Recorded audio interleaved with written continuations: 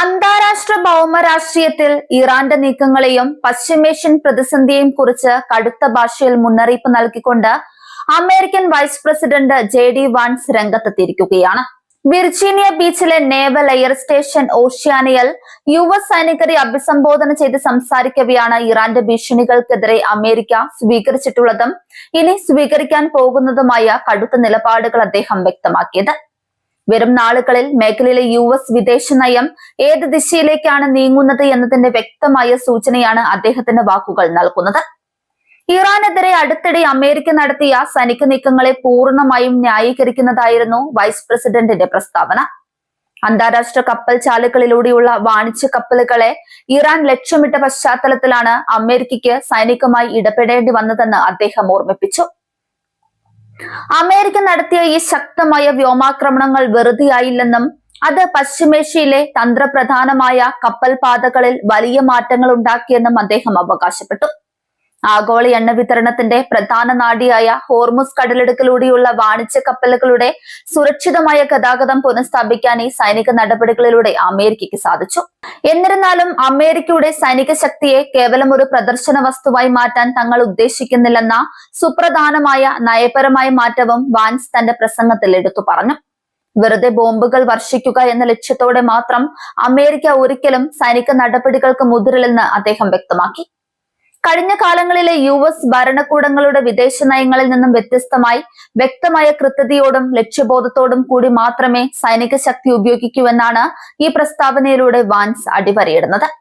ഇറാന്റെ ആണവ പദ്ധതികളെക്കുറിച്ചും പ്രാദേശിക സുരക്ഷയെക്കുറിച്ചും കടുത്ത മുന്നറിയിപ്പുകളാണ് വൈസ് പ്രസിഡന്റ് നൽകിയത്.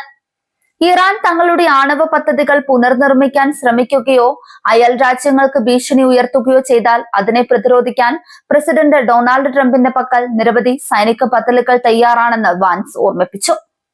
മേഖലയിലെ വിവിധ തീവ്രവാദ ഗ്രൂപ്പുകൾക്ക് ഇറാൻ നൽകുന്ന സാമ്പത്തികവും സൈനികവുമായ പിന്തുണയെയും വാൻസ് രൂക്ഷമായി വിമർശിച്ചു. ഹൂതികൾ, ഹിസ്ബുള്ള തുടങ്ങിയ പ്രോക്സി സംഘടനകളെ ഉപയോഗിച്ച് പശ്ചിമേഷ്യയിൽ അസ്ഥിരതയുണ്ടാക്കാനാണ് ഇറാൻ ശ്രമിക്കുന്നത്.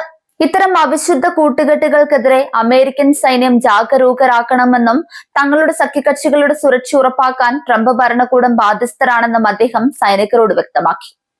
അതേസമയം തന്നെ അമേരിക്കൻ സൈനികരുടെ ജീവന് മുൻഗണന നൽകുന്ന ഒരു വിദേശ നയമാണ് തങ്ങളുടേതെന്നും വാൻസ് അവകാശപ്പെട്ടു. ഒരു വ്യക്തമായ ലക്ഷ്യമില്ലാതെ അമേരിക്കൻ സൈന്യത്തെ മറ്റൊരു രാജ്യത്തെയും ആഭ്യന്തര കലഹങ്ങളിലേക്കോ യുദ്ധങ്ങളിലേക്കോ തള്ളിവിടില്ലെന്ന് അദ്ദേഹം ഉറപ്പു നൽകി. US സൈനികരെ ഏതെങ്കിലും തരത്തിലുള്ള സംഘർഷങ്ങളിലേക്ക് അയക്കുകയാണെങ്കിൽ അവർക്ക് കൃത്യമായി നിർവചിക്കപ്പെട്ട ഒരു ദൗത്യമുണ്ടായിരിക്കുമെന്ന് വാൻസ് വ്യക്തമാക്കി. ദൗത്യം എന്താണെന്നും അത് എപ്പോൾ അവസാനിപ്പിക്കണമെന്നും കൃത്യമായ ധാരണയോടെ മാത്രമേ സൈന്യത്തെ വിന്യസിക്കൂ. വാൻസിന്റെ ഈ പ്രസ്താവനകൾ അന്താരാഷ്ട്ര പ്രതിരോധ നിരീക്ഷകർ വലിയ പ്രാധാന്യത്തോടെയാണ് വിലയിരുത്തുന്നത്. ഇറാനെ നയതന്ത്രപരമായി മാത്രമല്ല സൈനികപരമായി നേരിടാനും മടിക്കില്ലെന്ന സന്ദേശമാണ് വിർജീനിയയിലെ നേവൽ ബേസിൽ നിന്നും അമേരിക്ക നൽകിയിരിക്കുന്നത്. ഹോർമുസ് കടലിടുക്കിലെ സുരക്ഷയെക്കുറിച്ചുള്ള വാൻസിന്റെ പരാമർശം ആഗോള വിപണിയിലും ചലനങ്ങൾ ഉണ്ടാക്കിയിട്ടുണ്ട്.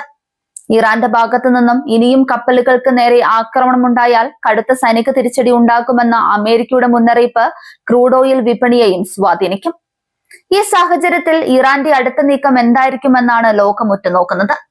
അമേരിക്കയുടെ ഭീഷണികൾക്ക് മുൻപിൽ തങ്ങൾ വഴങ്ങില്ലെന്ന നിലപാടാണ് ഇറാൻ കാലങ്ങളായി സ്വീകരിച്ചു പോരുന്നത്.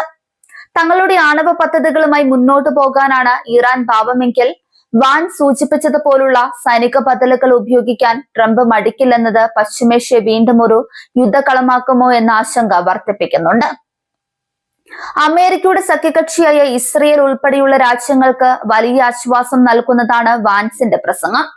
ഇറാന്റെ ഭീഷണികളെ പ്രതിരോധിക്കാൻ അമേരിക്ക കൂടെയുണ്ടാകുമെന്ന ഉറപ്പാണ് ഇതിലൂടെ ലഭിക്കുന്നത്. എന്നാൽ ലക്ഷ്യമില്ലാത്ത യുദ്ധങ്ങളിലേക്ക് അമേരിക്ക ഇറങ്ങില്ലെന്ന വാൻസിന്റെ പ്രസ്താവന സഖ്യകക്ഷികൾ സ്വന്തം നിലയിലുള്ള പ്രതിരോധ സംവിധാനങ്ങൾ ശക്തമാക്കേണ്ടതിന്റെ ആവശ്യകതയും ഓർമ്മിപ്പിക്കുന്നു.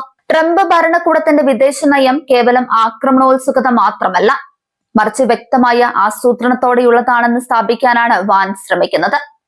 ബോംബ് വർഷിക്കാൻ വേണ്ടി മാത്രം ബോംബിടില്ല എന്ന അദ്ദേഹത്തിന്റെ വാക്കുകൾ അമേരിക്കയുടെ സൈനിക നീക്കങ്ങളിലെ പുതിയ വിവേകത്തെയാണ് കാണിക്കുന്നത്. സൈനികരെ അഭിസംബോധന ചെയ്തുകൊണ്ട് വാൻസ് നടത്തിയ ഈ പ്രസംഗം അമേരിക്കയുടെ ആഭ്യന്തര രാഷ്ട്രീയത്തിലും സ്വാധീനം ചെലുത്തും. തങ്ങളുടെ സൈനികരുടെ സുരക്ഷയ്ക്ക് മുൻഗണന നൽകുന്ന സർക്കാരാണ് ഇതെന്ന സന്ദേശം ജനങ്ങളിലേക്ക് എത്തിക്കാൻ ഇതിലൂടെ സാധിക്കും. JD വാൻസിന്റെ വിർജീനിയ പ്രസംഗം പശ്ചിമേഷ്യയിലെ ശക്തി സന്തുലനാവസ്ഥയെ മാറ്റിമറിക്കാൻ പോന്ന ഒന്നാണ്. ഇറാന്റെ ഓരോ നീക്കത്തെയും കൃത്യമായി നിരീക്ഷിച്ചുകൊണ്ട് ആവശ്യമായ ഘട്ടങ്ങളിൽ കടുത്ത സൈനിക നടപടികളിലേക്ക് കടക്കുമെന്ന US വൈസ് പ്രസിഡന്റിന്റെ ഈ തുറന്നു പറച്ചിൽ വരും ദിവസങ്ങളിൽ അന്താരാഷ്ട്ര തലത്തിൽ വലിയ ചർച്ചകൾക്കും നയതന്ത്ര നീക്കങ്ങൾക്കും വഴി തുറക്കുമെന്നതിൽ തർക്കമില്ല.